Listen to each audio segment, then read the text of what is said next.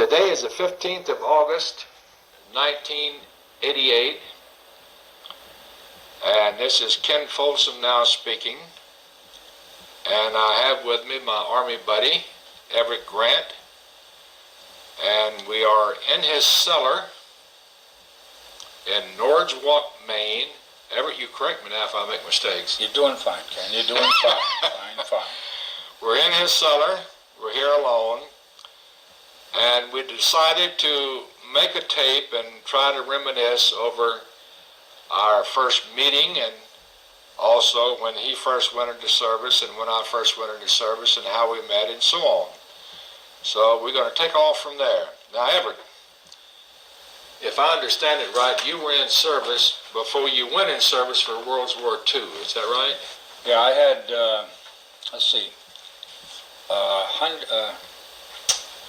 I had 6 years.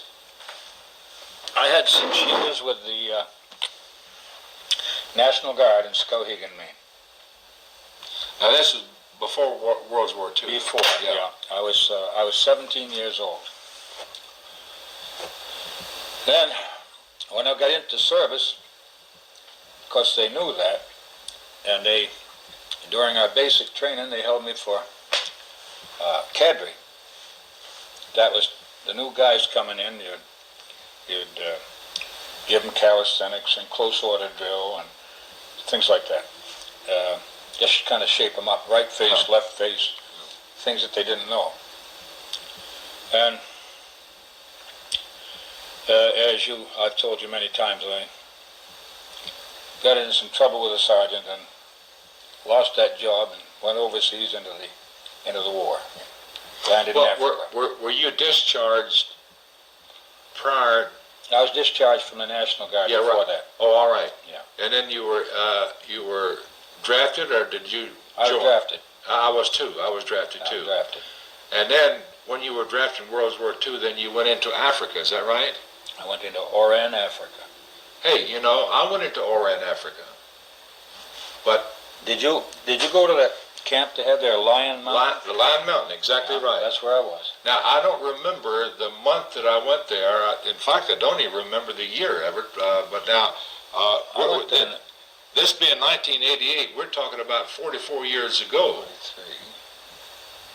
I went in 43. Well, I went in 43 then, yes. Yes, I did, yes. But it was in when we got over there after the training, of course, the training was, I was at Camp Wheeler in Macon, Georgia for about 6 months, because they held me over. Yeah, before going to Africa. So it was in the fall of the year that I went overseas. Same year, 43. All right, I went over in the summer. You got there before I did? Yes, because when I arrived in Africa, they were still fighting in Tunisia. Now, were there any fighting in Africa when you landed in Africa? Not where we were. I mean, were they... Not that I know of, no. All right. No, because I went into Oran, Well, had Salerno Beach been invaded when you went into Oran? At Lions Mountain? Yes. All right. Yes. Now, let me pick up from there. I was in Oran, same place as you, and Lions Mountain, same as you. And I will never forget the first night we were there, they said, check out your blankets. Well, who would have ever thought at 110 in the shade and no shade that you would need blankets when the sun went down? So we just laughed it off.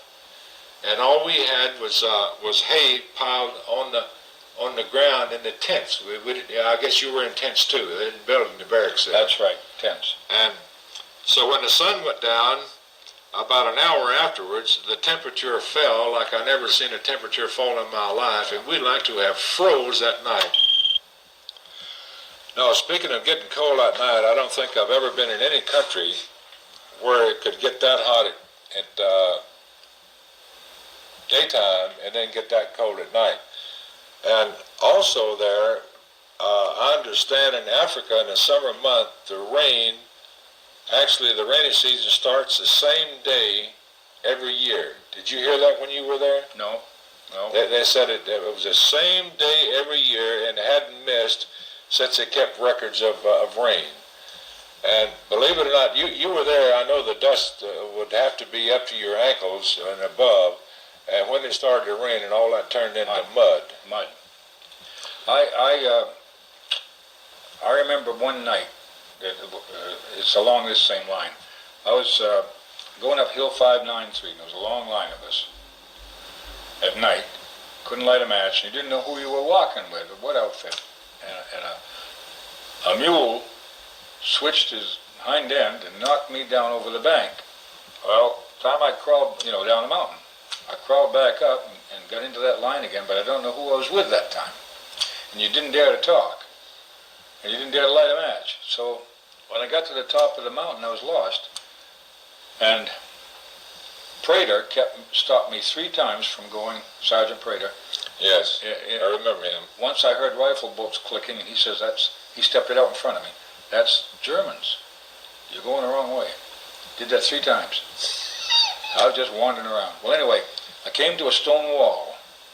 Were you with me at that stone wall where we took bricks around 3 sides and the wall for the 4th side because it was too rocky to dig a foxhole? Wait, we were on... It was in front of the CP on top of the hill. Yes. Put 2 shelter hasts across the top. We couldn't dig in. Right. And where they came together made a funnel for that rain. It was raining so hard. The hole was half full of water as well as it could hold it, but it was raining steady. And we went to sleep in it, in that water, and the next morning when we woke up, it had changed to snow. And we didn't even catch cold. And we were within sight of the CP. We were so full of shots that it was impossible to get sick. That's right. That is right. Now, before we get too far into that, I went into Salerno. I joined the 36th Division in North Africa as a replacement. Yeah. But they told me I was going to be in headquarters company. Mm-hmm. Of course, that was a line they fed us. Yeah. Because they didn't want to say you're in the infantry right off the bat. So we get on the ship, and I found out only too soon that we were in the infantry when we went to Salerno Beach. And my records, I've told you before that there was thousands of records lost in a fire. And now just before I came up here this time, a few weeks ago, I understand that they have recovered 80% of these records. And I'm going to try my best to get the DAV or the VFW1 to follow through and see if they can find my records, because I'm the same as you, received the Purple Heart and Oak Leaf Cluster, but I don't know the first time I was wounded, the date. I don't have any date of that. And of course, like on this tape here, there's so much that we have forgotten in 44 years that you're going to remember things that I won't even know anything about, and I can remember things I know that you can't, that you won't know anything about. And there could have been hundreds of times that we were together that neither one of us can remember about. Well, we saw it different ways, too. Yeah, and saw it different ways. But after Salerno, we pulled back for a rest, and then on up until I never will forget the night that I met you. Do you remember that night, how it was? Well, when I first met you. Yes, right. I was in a foxhole. Right. We were on top of a hill. Right. A ridge or something. Well, and we could look way off over the hills, and we didn't dare to have a light or anything. That's right. We could look over the valley. Yeah.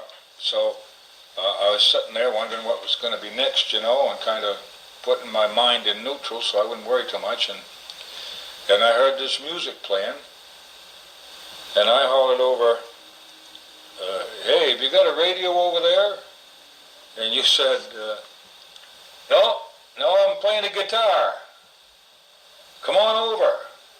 And I hopped out of that hole and I ran over there and got in your hole with you, and you were playing, and we had a great time singing and playing that guitar. And I think that was the night that you lost your guitar. No. Was it? No, that was long before that. We had been stalemated there because the valley was a great distance across a valley. That was Purple Heart Valley. And Went right up through the Bow Valley. yeah, right, exactly right. And the reason I had my guitar was because we had stalemated there, and the cook that kept my guitar would, when we go into combat, would keep the guitar, and we were safe enough there that I had my guitar with me. But at the same token, that very night that you came over there, and I was singing, you were singing tenor, alto, or soprano, whatever, and the lieutenant called up on his belly. Stuff. And, yes, excuse me, Everett. Okay. But this lieutenant, he crawled up on his belly and said, "What in the H-E-double-L are you guys doing? Serenade the Germans?" He said, "Don't you know the Germans can hear you?" Why, you know, we knew the Germans over there, and then we were over here. They're probably enjoying it. Well, absolutely. I would have too. Yeah. But no, it was later on after that I lost my guitar, and while we were on the guitar, if you remember, well, this was before the Rapido River that we met. Yeah, that's right. Because we were together at the Rapido River. Now, you remember... As I remember, you're the Rapido kid, Rapido River kid. Well, you know who named me that? Who? You. That's why I can remember it so well. Yeah, you sent me a picture of myself, and you put on there the Rapido kid. That's right. Now, back along about that same time, you remember the $1 Million Mountain, they called it. Sure. Lungo? Lungo, that's right, Mount Lungo. We was behind the mountain. Yeah, oh boy. Kind of halfway safe. And just over the top of it on one side. Yeah, and we were stalemated there for a long time. And remember the mortars they were shooting over time? Yes, I do. But they overshot us. Overshot us. So we could just watch them go. Now, we went in to try to, well, first I was out on the outpost, and I never did like the outpost, or I never did get picked to go on scouting, and penetrating the enemy line. I think if I had I would have just said, shoot me first. And so you'll do a good, clean job of it, because I don't want to get over there and get caught and get butchered up. Was you ever on a scouting committee where you had to penetrate the lines? Well, once, but I wasn't out alone. I was with a colonel, and he took a bunch of us up to the Moselle River. This was in France. And we came to the river, and we couldn't get the Jeep across because it was full of radio equipment. And that was my baby, so I had to take charge of that. So the colonel said to me, I want to take one radio man with me with a 300 portable on his back. And he took the men. And he says, Sergeant Grant, you stay here with the Jeep. I was pitch black. I didn't know where I was or where I'd been or anything about it. And there I am on a river. And it was a river about the size of Sugar River in Newport, New Hampshire there, Yes. Like a brook, or the mill stream down here in Norwich Walk. And I'm sitting there in the dark waiting, wondering, what time are they coming back? And we had people supposed to be coming up behind me. And I was hoping all the time, that when they did see me, they wouldn't think I was a German. So I'm sitting there, and all at once I heard these machine guns cut loose across the river. And I still didn't know what happened. I mean, the air was full of noise and fire. And I just crouched down and waited. And nothing happened. I stayed right there till daylight. And then the reinforcements came up and found me. We went across the river, and the colonel and the radio operator weren't there, but everybody else was killed. They ran into 5 machine guns, a nest of them, and they captured the colonel, we found out later, and the radio operator. And let's see, his name was Captain, Colonel, it escapes me right now. Anyway, but he'd come out every morning singing, "Oh, what a wonderful morning." And he had a knife in his hand. He'd always had a knife in his hand, throwing it at something. He could sink a knife into a barn door clear to the hilt. And he was a great guy. And he got captured. And I heard he was alive the last time I heard anything about him. But anyway, that's the only time I was out scouting. The rest of the time I was handling radios and wounded. But before I met you, after Salerno, after we took Ottovillo, well, we stayed and let the other outfits push through us, and we rested there. And then, while we were at rest, Sergeant came in and said, "We'd like to have some volunteers to take food up to the line." Yeah, volunteers. And so, of course, no one volunteered. By that time, by the time we got overseas, we learned never to volunteer for anything. Right. If they'd have said, "Let's go have, we got 50 gallons of ice cream out here, we need 50 men to help eat it," no one would volunteer because they knew it was a trap. Well, no one volunteered, so they said, you, and you, and I had to be one of the U's that day. And it was nighttime. And what it was, rather than taking food up, we was taking ammunition belts for the machine gun. You know how they come in a canister? Yeah, sure. And so there was a trucks took us up as far as they dared, and then Jeeps would take us up as far as they dared without any lights on. And they got up and said, "Okay, walk straight ahead. The machine gunners are out there straight ahead." Well, at darkness, you don't know where you're going. And I had no idea of where the machine gunners were. No one did. And there was about 8 of us to each group. And so we had a canister in each hand, the machine gun belts. And a soldier came by, and I don't know how we challenged him or whatever, because I don't remember all the detail. But anyway, I said, "Where's the front line?" He says, "You better duck because you've been on the front line." And we didn't know it.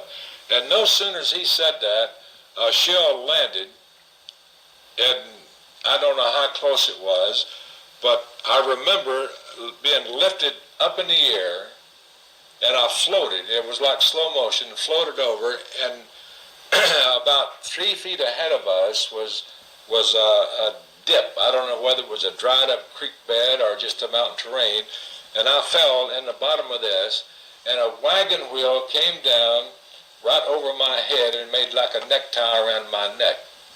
And so the medics, they began to holler for the medics, and they came over. I mean, they were there instantly, and I was momentarily, I didn't know where I was. And so they piled us all in the ambulance and took us to the hospital. And that's where, when I received the Purple Heart, and I was in the hospital, I guess for a week or 10 days, I don't remember how long. But I do remember in the hospital of an American plane got in pursuit of a German airplane. And they came right over, the hospital was nothing but a tent, a field hospital. Yeah. He came over, and as if the wheels would hit the top of our tent. And we watched him, and the German went straight ahead, and when there was a mountain ahead, and when the American pilot, because I jumped out of bed to watch this, and the American pilot pulled up, and the German pilot never touched his stick and just splat right in the side of the mountain. And so he didn't have to shoot him down. But then, get back to San Pedro.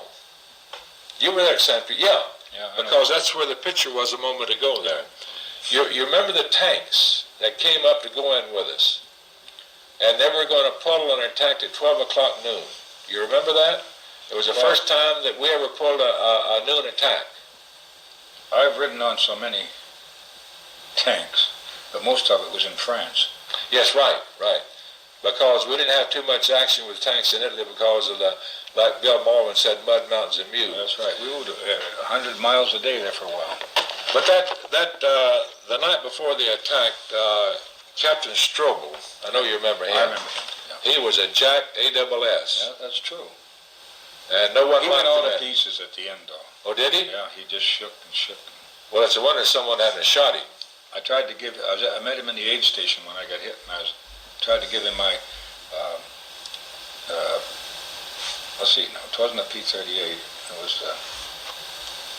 Army 45, maybe? Yeah, it wasn't a Luger. It was a P-38. That's what it was. I said, keep this for me till I get back. And I'm standing there with my arm. Now, was it American P-38 or the German? Oh, yeah, yeah. And he says, I won't be here. He says, I won't be here. And he walked right away from me, and he was shaking. Just gone. You know, after the war, when I got the 36th Division book, his name and address was in the back, in the roster in the back. I wrote him a letter, and he was working for the unemployment office. And yes, and he answered my letter. And I didn't like the man enough to write him the second time. But getting back to San Pedro, Everett, I don't want to take up all the time talking on this tape because I want you to get your stories in there too. But I was on the outpost, and once again we couldn't dig in. And the first night we were there, a German patrol came through to penetrate our lines. And I don't know who it was, but anyway, the sergeant said the 4 men will have 1 man on watch for 4 hours, and then another man on watch. I says, no way will I sit up by myself at midnight, by myself. A German could come by and slit my throat and kill all 3 of you, and no one would ever know it, because you wouldn't wake up. Like the Gurkhas did. So, that's right. So I want you to tell that story when I get through with this. And so we set up 2 of us for 4 hours and 2 for 4 hours. And so, but anyway, on our shift, the Germans came by. There was about 6 of them. And they came within 3 foot of stepping on us.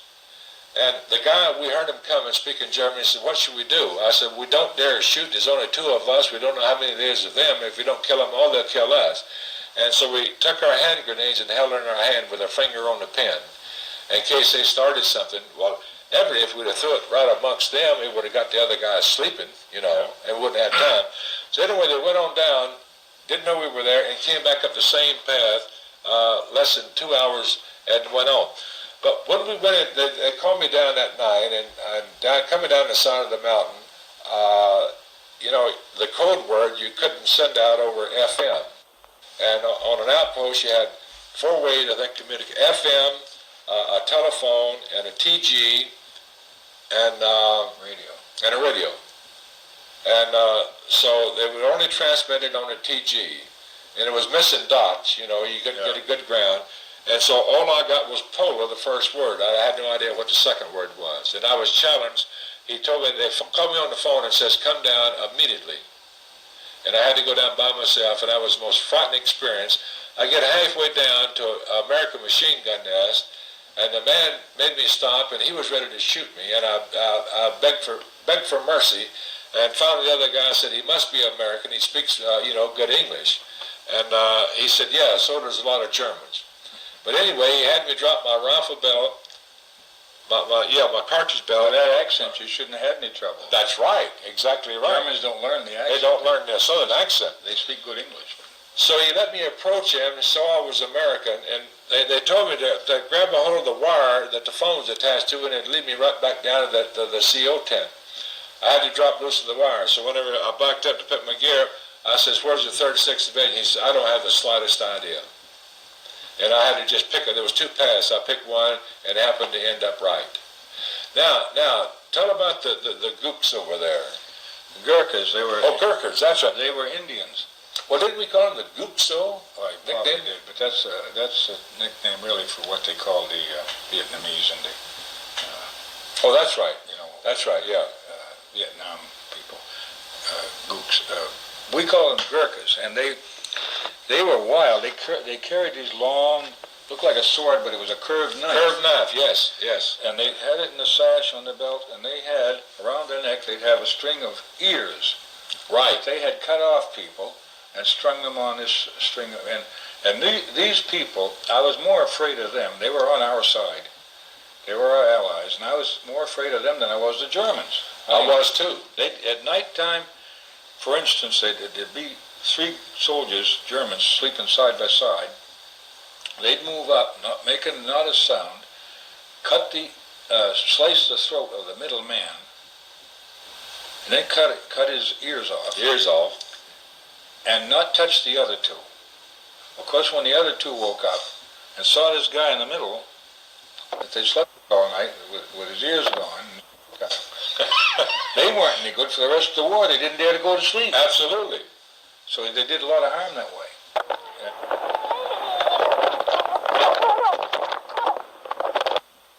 didn't like get too close to them. I'd go by them, and I went by them fast. Well, no, I never tried to speak to one of them. No. And I seen them when they would, when we'd go and leave into town, they'd carry a stick like a long cane. And rather than tell an Italian ahead of them to move out of the way, they'd just whack them right across the back with that cane. And they'd only be in town for 30 minutes, and you'd see them coming down the sidewalk, and they'd give them the whole street. Because the Dagoes, the Italians was afraid of them. But no, I remember our officers telling us that any time that we were asleep and we felt a hand on the rim of our helmet to not move. That only thing that the Gurks was doing was feeling the outline of our helmet to tell whether or not we were a German or American. Yeah. And if we moved, they were just as apt to slit our throat and cut our ears off. They were paid bounty on the ears. Do you remember that? I don't know about that, but I wouldn't want it to. I couldn't stand to have ears around my neck. No, I couldn't either. I didn't like those Germans, but Now their belief was that if they pulled this knife, that curved knife out, and of course it was always razor sharp, and if they didn't kill a German with it or anything with it, they had to draw blood. That was their belief. Did you ever hear that story? Yeah. And if they didn't draw blood, they would prick their own finger to draw a drop of blood on that knife blade before they would put it up. Well, let's face it, they're weird. Yes, they were. That's what we needed. And we call them the night fighters because they would penetrate the German line at night. They were bad news. They the were, Germans. yeah, and no, I'm like you. I feared them, but I'm satisfied. Yeah, I know you went at San Pedro because we were looking at a picture there just a moment ago of all of us there, a few of us there in the picture. But we pulled a tank at high noon, and this tank was parked right beside of the hole. And I know they brought me back down from the mountain, and I took a foxhole by myself. We had gotten separated because I went to the outpost of this Mexican, and he was a friend of both of us, and he had got killed, and I had to take his hold, and it was such a funny, eerie feeling knowing that he was in that hole the night before, and I was in his same hole, and he had been killed the night before. But we pulled a tank at 12 o'clock noon, and this tank crew said, "Hey, you guys, don't worry. Just get behind us, and we'll give you a shield from the oncoming bullets, rifle bullets, and we'll just march right into San Pedro." The tank cranked up and just buried himself in the mud. And I never will forget, we started ahead, and the Germans was there. I don't know how they got there that fast, but they was there to meet us. And we had made about 3 foot gain, and somebody, the word come back, "Who wants to be a sergeant?" And so one guy says, "I'll be a sergeant." He went up there, and word come back, "Who wants to be a lieutenant?" And the guy run up there, "I'll be a lieutenant." Word come back, "We need another sergeant and a lieutenant." They got no takers because the lieutenant was a point man and the sergeant was the second man. They got no takers. We made about a 3 foot push, and that was all we made that day. Lieutenants were expendable. Yes, they were. Just like the rest of us. Absolutely. But you know, at any given day, at any minute of the day, any man, any time, could have been wiped out. Do you remember in Italy we was moving up, and I think it was near Tendon. No, it wasn't Tendon. That was in France. We were moving up, and there was a farmer out in the field plowing, and behind us was this, they were laying down a barrage. It was a creeping barrage, lay it right across the field, and then they'd raise their sights and probably 100 feet, and they'd lay it down again, and they were getting everything in the path, and we were ahead of it. So we yelled at this Italian farmer, "Get down there, they're shooting at us." And he says, "They're not shooting at me." Not in that good English, but that's what he said. Yeah. And stayed right there. He lost a leg. I had a Jeep driver in the radio Jeep named Murray Zeiler. He was 3-stripe sergeant. I remember him. Big guy. And he said, I said to him, get a ceasefire through if you can on that 284. The hand crank radio, remember? You and I worked on. Yeah. So he got in there and he didn't have a helmet on. He had the headset on and he was putting that through, cranking with one hand and sending out this message in a short wave and ceasefire and what the problem was. And he was still sending it. I remember about the helmet because I yelled at him to put one on and he pretended not to hear. He was still sending that message when the barrage hit us. And a piece of shrapnel tore the front seat of that Jeep right out like it was butter. And when I got up and looked, I was laying beside the Jeep, and I got up and looked, and the front seat was gone, and Zyla wasn't scratched, not a mark on him. And I put him in for the Silver Star. I didn't like the guy, because he was a know-it-all, but he was under me, so he had to do what I told him. So even though I didn't like him, I figured he earned the Silver Star, and I put his name in, and they said that he couldn't have one because it was line of duty. Now, isn't that stupid? Everything Well, is line of duty, but some people earn medals. And Yes. he deserved one. How else could you get a Silver Star if it wasn't in the line of That's duty? right. Well, that's the You had to be in the line of duty, or you couldn't be awarded anything. Yeah, well, some of those guys that turned those GIs down were wimps. You remember when we was trying to take the Abia Casino. You're right. You and I were together, Yeah. and rather than a 3-man load on that radio, it was supposed to have been a 3-man load on the radio. They cut it down to a 2-man load.